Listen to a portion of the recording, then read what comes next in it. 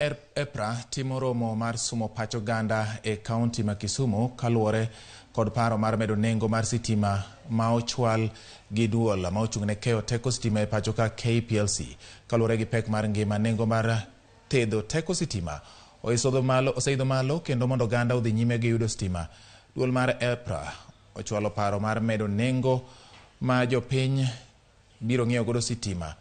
Kata kamano, giwacho ni paro no pok oyangi kendo pok oketi e tim kaluwore ni pod gisumo pach oganda ewi yore ma owinjo bed ni luwo.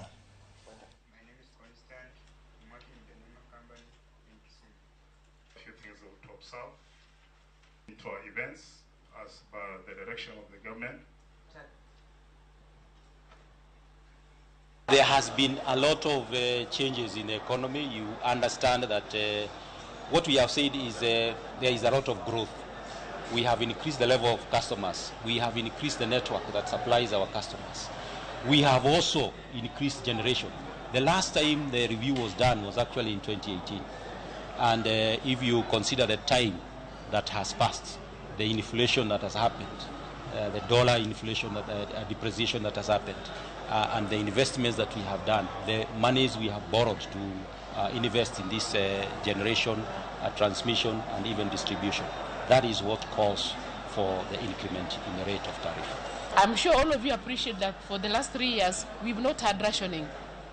We are able to get power, but that then goes into an investment. So if we can increase the investment into the transmission and the infrastructure, Kenya Power can give you reliable energy that all of us need for industrialization, for example, and for us to conduct business in an economical way.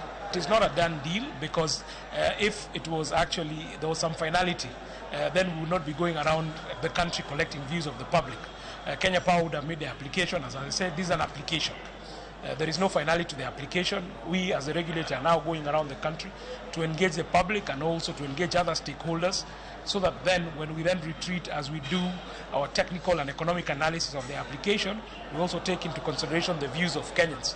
And as we make then the decision, this will be an informed decision based on the comments that we have received, based on Kenya Power's application, and we intend then to make a balanced decision.